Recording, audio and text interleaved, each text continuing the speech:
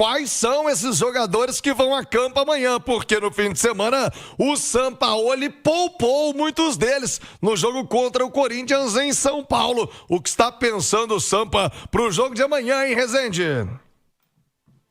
Olha, Thiago, tem um treino hoje à tarde, como eu disse, lá no estádio do Emelec. E o Sampaoli, ele vai se mexer no time, né? Ele segurou naquele jogo. Scarpa não começou jogando, Arana também não, Rony, Bernard, esses jogadores todos vão voltar no time do Atlético. Então, o que eu estou projetando para amanhã aqui, Thiago? Me falaram o seguinte, o Alexander viajou, não só para São Paulo, mas para cá, inicialmente para fazer o processo de transição. Não está garantido no jogo o Alexander, muito menos para começar. Para começar, eu acho pouco provável. Mas ele pode, quem sabe, ficar no banco, né? O Alexander, já que viajou para cá, é um jogador importante, vinha sendo titular até a lesão dele há cerca de um mês. Então, o que eu estou projetando para amanhã, até para você perguntar para a Nath aí se é mais ou menos por aí. Everson no gol. Na linha de 3 defensores. Eu coloco uma dúvida se ele vai com Saravia ou se ele vai com o Juan. Porque ele testou o Juan nessa função lá contra o Corinthians. Vitor Hugo e Alonso. No meio campo, Alan Franco com Igor Gomes. Os dois volantes, ele vem jogando assim. Nas alas, o Scarpa pela direita, o Arana pela esquerda. E o Bernard armando o time. Lá na frente, o Dudu com o Rony. Ele usou o Hulk hoje vem sendo reserva no Galo. Não creio que ele vai começar jogando amanhã aqui também, viu, Thiago? Tá muito claro que o Hulk se tornou um jogador suplente, um reserva do time do Atlético. Pode acontecer algo diferente amanhã? Pouco provável, como citou o Cláudio. Diante disso, Nath Fiuza, 2 perguntas a você. A postura do time amanhã, se repete aquilo que foi feito contra o Corinthians? Afinal de contas, tem o jogo da volta, tudo para se resolver aqui em Belo Horizonte, na Arena MRV, ou não? Uma postura mais parecida com o que foi diante do Cruzeiro, uma marcação mais alta, uma pressão lá em cima dos equatorianos. A se levar em consideração a altitude, né? A bola corre bem mais lá em Quito. Outro detalhe, peça, Nath, qual seria o ataque ideal do Galo, já que o São Paulo vem mexendo bastante nesse quesito no time atleticano, Nath? Thiago, eu tô tentando fazer um exercício de ter como exemplo o que foi o jogo contra o Bolívar fora de casa. É claro que lá o cenário da altitude, ele era ainda pior, muito mais difícil do que o Atlético vai encontrar contra o Independiente Del Valle. Mas é uma boa base. Porque na entrevista coletiva prévia ao jogo do Bolívar, ele disse que talvez uma forma de enfrentar esses adversários é você se defender com a bola. Se você tenta se defender com a bola, talvez você podia pensar um time até com mais jogadores ali de cadência, de troca de passes, mas o que a gente viu no jogo foi um Atlético esperando o seu adversário e jogando no contra-ataque. E no primeiro tempo foi muito eficiente dessa forma, aproveitando, né, os espaços que foram deixados para fazer esses 2 gols. O problema foi o segundo tempo. Então, eu imagino que ele vá com um time mais próximo dessa escalação que o Cláudio trouxe, no sentido de ter velocidade pelos lados do campo, o Dudu vem muito bem pela esquerda, vai insistir com o Rony pela parte tática, da pressão, da entrega, e não necessariamente pela qualidade em fazer gols, mas sempre, né, todo mundo rezando, pegando o terço para que o Rony esteja num dia com o pé mais calibrado, esteja num dia para tomar melhores decisões, e lá atrás eu acho que ele vai com 3 zagueiros, com o Vitor Hugo, com o Juan e com o Alonso. Até pensei em uma possibilidade, Thiago, já respondendo a sua pergunta, talvez você usar o Saravia ali como um ala pelo lado direito e você ter um ataque bem móvel, com Scarpa e Dudu.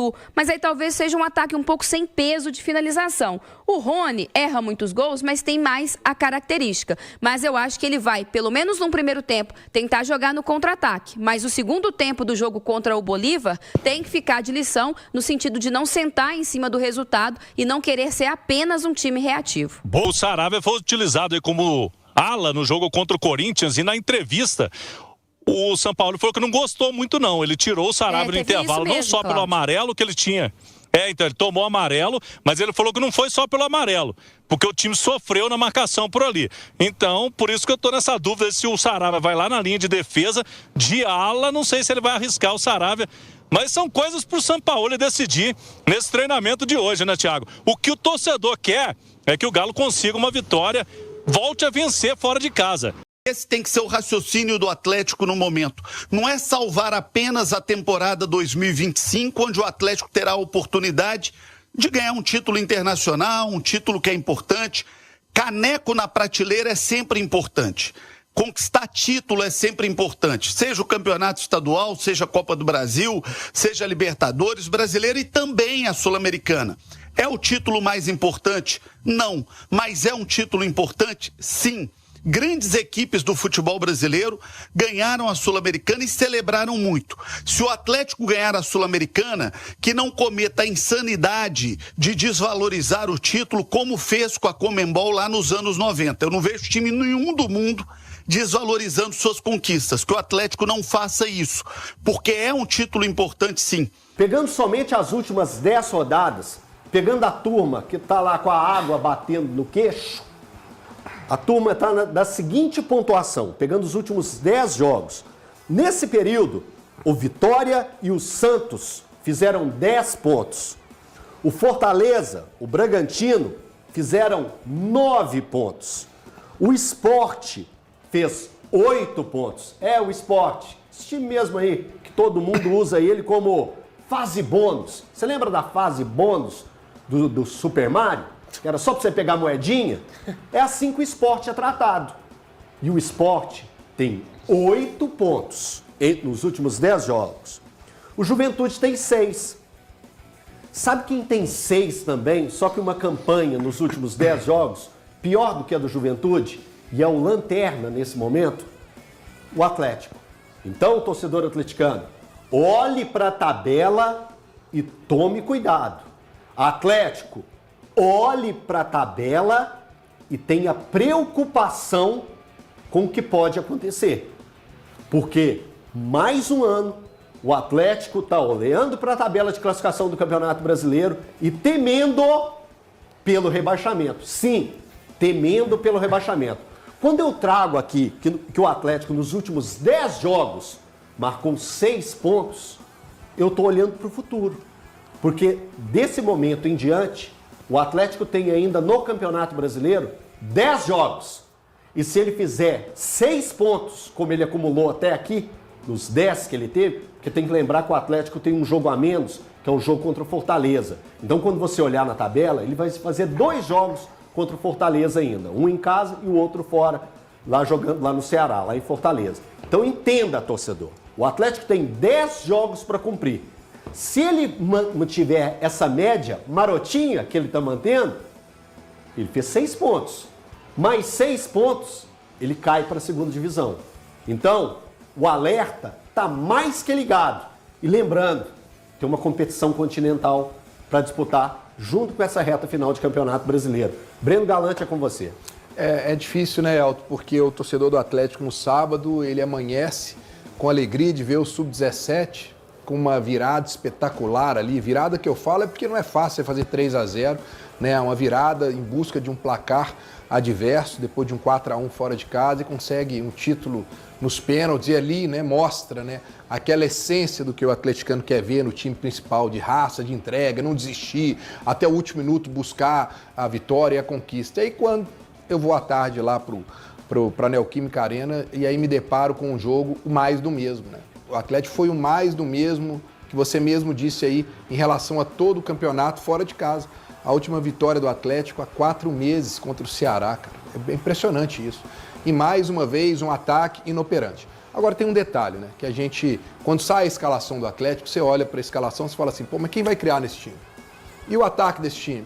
Mas aí tem um detalhe, né? O Sampaoli, ele se vê num momento complicado, porque ele tem uma Sul-Americana para decidir na terça-feira, amanhã já tem jogo, é na altitude. Só que o detalhe, o Atlético não tem um elenco para disputar 2 competições, essa é a grande realidade, né? Porque você tira um titular e o time titular todo não está tão bem assim, mas o time cai, vertiginosamente cai. Então você vê um time no sábado sem ter criatividade, sem ter intensidade, sem criar oportunidades do gol, com dificuldade do ataque, de finalizações, né? E que, após um primeiro tempo horrível, que foi de dar sono, né?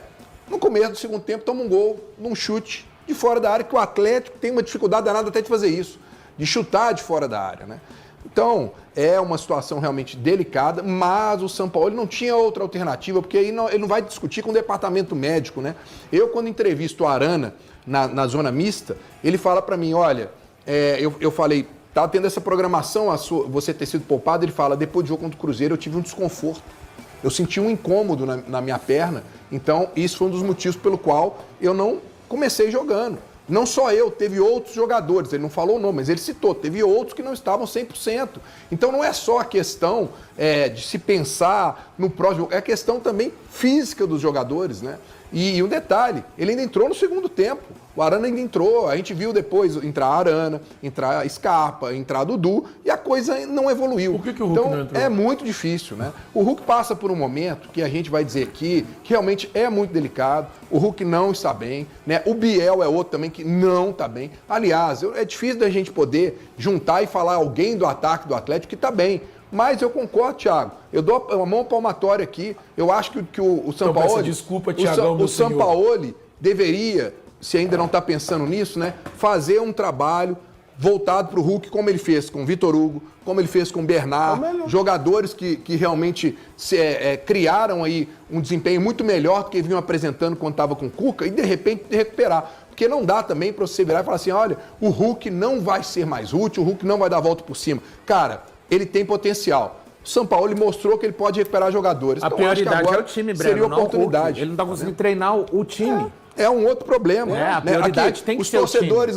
depois do jogo do Sub-17, viraram e falaram, pô, tá na hora de colocar os garotos. Ô, gente, vai ser jogar numa centrífuga. Vamos só entender o seguinte. Centrífuga o humana. Sampaoli não tá com tempo para poder ajeitar o time dele que tá lá. Os profissionais que estão lá, que foi feito um grande investimento. Como que ele vai ter tempo para olhar agora esses garotos? Ele mesmo falou que ainda não acompanha, para poder ver se eles têm condição de chegar. Só para lembrar, o Veneno não foi pro jogo, não viajou. O Veneno não foi e está treinando com ele há um tempão, né? O João Marcelo, que está aí um tempão, também não foi. Quer dizer, são jogadores novos que podiam ter oportunidade. Então, torcedor, esquece essa de que o Sub-17 vai resolver o problema agora, que não vai. Sabe uma não coisa? vai ter oportunidade. Falando rapidamente sobre o jogo, e depois eu vou falar alguma coisa sobre o Hulk, que de fato eu penso. E porque você adora falar do Hulk. Não é isso. Isso aí você não podia deixar de perder a oportunidade. Não é por isso. Mas, enfim, sobre o jogo especificamente, um Atlético que, cara, dá dó, né? O jogo do Atlético é constrangedor, diria um amigo meu. Principalmente o primeiro tempo. Eu achei especialmente o primeiro tempo. Terrível. E o Atlético ainda teve uma oportunidade no segundo tempo de quase abrir o placar com o Vitor Hugo. Isso. Mas um Atlético que caiu muito de rendimento pensando no jogo da última quarta-feira em relação à partida contra o Cruzeiro. Mas eu entendi a ideia e a estratégia do Sampaoli. O Atlético tem um jogo muito importante nessa terça-feira. Eu acho que até a partida contra o Ceará é possível fazer isso. Depois disso, o Atlético tem que pensar 100% em se manter na elite do futebol brasileiro. Embora eu não acredite no rebaixamento do Atlético. Hoje eu olho para os outros times e acho que o Atlético vai se salvar com até certa tranquilidade. Mas eu acho que o Atlético vai se salvar até com certa tranquilidade, porque os outros times são bem abaixo. Mas, para falar também rapidamente sobre o Hulk, cara, eu já repensaria a continuidade em 2026. Eu falei isso na rádio hoje e reitero aqui. Eu não sei se nesse momento seria possível recuperar 100% do que ele era. Por quê? Porque um jogador que desde a lesão, em março, fevereiro, abril desse ano, março desse ano eu acho, ele tem encontrado dificuldades para retomar aquele bom futebol. Então eu já repensaria a continuidade do Hulk para o próximo ano. Entendo que o jogador é um ídolo, a história não se apaga, o carinho que o torcedor tem por ele tem que continuar de fato, mas não é mais para mim o Hulk que nós vimos aqui no Atlético. E aí a gente começa a olhar a questão do custo-benefício. Vale a pena ter um cara que ganha o maior salário do elenco para ser um jogador que consegue ser utilizado durante 10, 15, 20 minutos ou nem consegue ser utilizado nesse período? Eu já repensaria para 2026. Hoje o Valu apresentou um levantamento. Luciano, desculpa, eu pedi para você puxar a resenha e eu acabei te cortando. Mas o Valu trouxe um levantamento. Valu, os números do ataque do Atlético comparados ao Reinaldo. Por favor. Até o Príncipe que nos mandou esse dado esse aí. Esse é demais. O Reinaldo tem 11 gols no Campeonato Brasileiro. É o mesmo número de gols de todos os jogadores de ataque do Atlético. Pegando o ataque e colocando o Bernard aí como jogador ofensivo. São 4 do Hulk, não sei se a cabeça vai ajudar agora, 4 do Hulk, 4 do Rony, 2 do Júnior Santos e 1 do Coelho. Isso mesmo. Bernard, Biel e tem mais um zerado. Dudu Zerado. Dudu zerado. Isso mesmo. Não, e o pior, sabe o que piora? Assustador. Sabe o que piora? E só assim, se você pegar... quem falar que... mas o Reinaldo só bate pênalti. São 5 gols são de vários... pênalti e 6 gols de bola rolando. São vários então, recortes. até esse argumento... São vários recortes. Pior Cai é por quando você terra. pega o recorte, Luciano, para levantar a bola para você, quando você pega o recorte dos 11 jogos do Sampaoli, 11 jogos, o Atlético fez 9 gols, Vitor. um gol de atacante. Do Rony, e mesmo assim a gente viu como é que foi o gol do Rony, né? O Biel virou, dobrou o gol e falou, toma aqui, faz o gol. Rony. Mas seria Assim, do Gabriel, se não fosse do Rony. Seria do Biel, as questões, também tá Luciano, eu queria te não, ouvir. as questões são preocupantes, sim. Você já levantou algumas questões aí sobre esse cenário do Atlético recente, já projetando os próximos passos, né, ou o final do ano do Atlético. Quando fala em evolução do Atlético, quando você sai do péssimo, que era o trabalho do Cuca, e vai para o ruim, é uma evolução, certo? Aí muita gente falou, nossa, mas o Atlético mudou da água para o vinho. Olha o jogo que fez contra o Juventude, empatou em casa. Olha o jogo que fez contra o Sport, a lanterna, tá? O Cruzeiro foi uma questão de clássico, que ali outras coisas anímicas aparecem, mas eu não vejo essa evolução toda que fala do Atlético. É que saiu do péssimo e foi para o ruim. Basicamente isso. E isso preocupa o torcedor, de fato. Quando você vê um ataque inoperante, muda peça, vamos falar do Hulk, como o Thiago gosta de falar, e tem as suas razões também, que o Hulk vive uma fase muito ruim de fato, mas eu acho, pensando para esse ano, não projetando os próximos anos aí do Hulk com a camisa do Atlético, eu acho que também tem que repensar, tanto o Hulk quanto o Atlético em relação a isso, o custo-benefício. Eu acho muito mais fácil recuperar o Hulk do que recuperar um Rony. Isso é meio óbvio, pela qualidade. Não estou falando do jogo de amanhã, que tem outras razões, questões físicas principalmente, mas é muito mais fácil recuperar um jogador como um Hulk, que é verdade, não vive boa fase, do que recuperar um jogador como o Rony, como o Biel. É simples. Eu não sei se você vai concordar comigo, mas quando o Thiago fala que o Atlético já tem que repensar, eu acho que se a coisa continuar do jeito que está, ela caminha para que isso parta também do Hulk. Sim. Eu acho que pelo o Hulk, perfil do Hulk, Breno. pelo perfil dele, essa situação dele ficar ali na reserva, e aí nós vamos discutir aqui, porque eu acho que todo mundo concorda que ele não está bem e que ele tem que ser reserva do Atlético hoje. Mas ele, Hulk, ele sabe do potencial dele, ele sabe, como o próprio Guilherme falou hoje na rádio, que ele gosta de jogar, que para ele o fato de não estar jogando, isso dificulta a parte física dele. Então acho que se ele termina essa temporada no banco, com pouca minutagem, eu não me assustaria do Hulk chegar no próxima temporada, até porque o São Paulo vai continuar aqui, e ele falar, olha, Atlético, esse um ano que a gente tem de contrato, vamos fazer um acordo e tal, e ele partir, de repente, para um mercado como o norte-americano, que eu acho que todo mundo tem falado e encaixa muito com ele. Eu volto a dizer, eu gostaria de ver o São Paulo recuperar o Hulk, mas também tem uma questão do tempo, do momento, o time e tudo mais, né? Vamos aguardar para ver, né? O Tanaka deu uma informação, acho que no que houve uma conversa. Que existiu uma conversa, teve isso. Você Cara, tem contato eu não bom sei com o se Tanaka? houve. Não sei. Não, Tanaka passa que ele teve a informação de que houve uma conversa entre o São Paulo e o Hulk. O São Paulo deixou claro para o Hulk. Explicou para ele. Que o momento agora, o Hulk é reserva do Atlético. Sim. Então, bom, já existia essa conversa. Você ia falar alguma coisa, Valdir? Não, ia, porque esse jogo do Atlético, mais esse jogo do Atlético, assim, péssimo no Campeonato Brasileiro. Para mim, o Atlético jogou tão mal quanto jogou contra o Fluminense.